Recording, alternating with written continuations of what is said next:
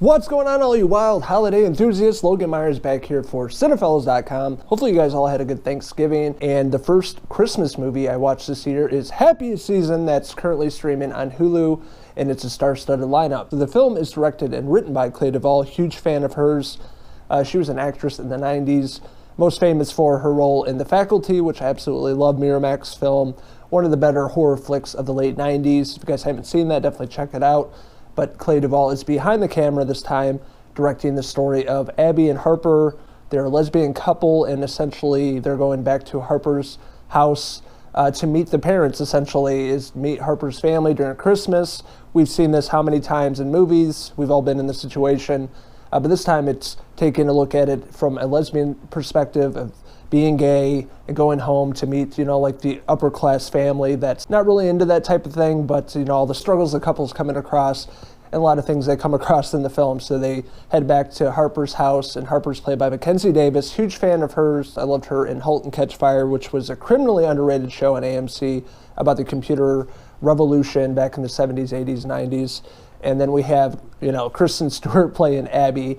And I will say that she's actually pretty good in this movie. She's not as annoying as we're used to in all of her other roles, especially Twilight and a lot of crappy films. But she's pretty good. She does show some of her acting chops in this film, and she's really not that bad. So with them making it to Harper's house during the holidays, we're introduced to the family, and Harper is really struggling with, coming out of the closet, struggling. She doesn't want her parents to stop loving her because of her choices in life, and she's really scared about that. And a lot of people struggle with this, even though it's 2020, it's not that big of a deal anymore, but people still come across this, struggling to come out of the closet and tell their loved ones that, they're gay or lesbian or whatever. So they're really struggling with that, and you can see Harper is the good kid out of the three daughters. Her sister is played by Alison Brie, and she's really good in this film as well. She's like the goody good as well, and we find out more about her character at the end of the film. Or she's not that good of a person, really. And the other sister is Jane, played by Mary Holland. She's like the quirky, unique one, and she's pretty funny in this film as well. It's a funny bit throughout the film is, Harper saying, hey, this is my roommate, we live together, even though it's pretty obvious that they're in a relationship together, but the family doesn't really see it, so it sets up a lot of really comedic scenes of them kind of sneaking around the house and, making out and doing things at night whenever everybody's in bed, and mom comes to the door, good morning, and they're like jumping out of bed, and it's pretty funny. And the little kids actually see them together, the little like cousins or whatever they are, niece and nephew. And they see Harper and Abby together, and they're all like always talking shit to them throughout the film. Like, what were you guys doing? Playing hide and seek? It's just really funny. Nobody sees it. We're also introduced to Daniel Levy's character. He plays Abby's good friend, and I absolutely love this actor. He's hilarious. If you guys have not watched Schitt's Creek on Netflix, definitely check it out. It's one of the better comedies that racked up a bunch of Emmys. Well worth it, because Daniel Levy and his father, Eugene Levy, Jim's father from American Pie, really, really well done, well-written show, really great comedy, check that out. But he definitely brings his comedic acting chops in this film as well, and one of the best performances in my opinion, for sure. And he has GPS, he's always tracking where Abby is at. He's like, oh, I know where you're at right now, so it's pretty funny. And that's how he like tracks down his friends. It's probably like Find My iPhone or something. He's finding his friends, but he shows up and he's always there to help Abby with everything she's struggling with. She's pushed to the wayside. Harper doesn't really want to show her family her relationship with Abby.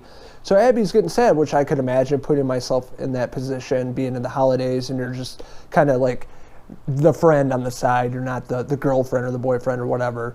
It's just a friend that's there. She gets pushed to the side, and that's when she meets up with Aubrey Plaza's character, which used to be Harper's girlfriend in high school, and Harper really screwed her over. This is a performance from Aubrey Plaza I have not seen before. She's always kind of the quirky, like psychotic weirdo in most of the films and TV shows she's in, but she was really good in this movie. She played it straight. She just was super serious about the role. There's no comedy from her, which is kind of weird, but she really pulled off this character, and I think Aubrey Plaza was definitely one of the better performances in this film, and she's always there helping out Abby. That basically the two girlfriends, one being an ex, one being the current girlfriend, are kind of talking, and you really feel for them, and you kind of see them forming this relationship and hoping that maybe if it doesn't work out for Harper and Abby, that they can work it out and be together, because I thought they were more believable than the main focal point, the couple in this movie.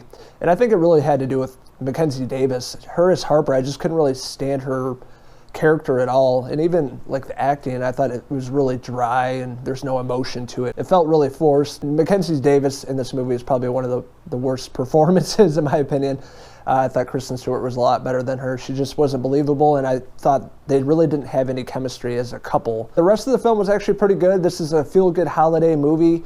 It touches at all the feelings of the couple really struggling, showing their true identity to their family, to their loved ones. Harper being afraid to show who she truly is with, Abby's character. And it makes you think about, a lot of people struggling with this still in 2020, even though it's not that big of a deal anymore, but people have different internal struggles. So I could, relate to that and feel for the characters. I thought it was definitely relatable. This movie reminded me much of like a modern Meet the Parents, and just had a lot of the comedic bits, the supporting cast, and silly things that happen along the way. So that being said, Happiest Season's the first movie I checked out during the holiday season. I was really bummed that, Halloween, October ended. We're going to the holidays. It's all stressful. But I'm glad I checked this movie out on Hulu. Happiest Season, really well done. Really great directing, writing from Clea DuVall. Love this actress. Really great seeing her behind the camera, what she's made of.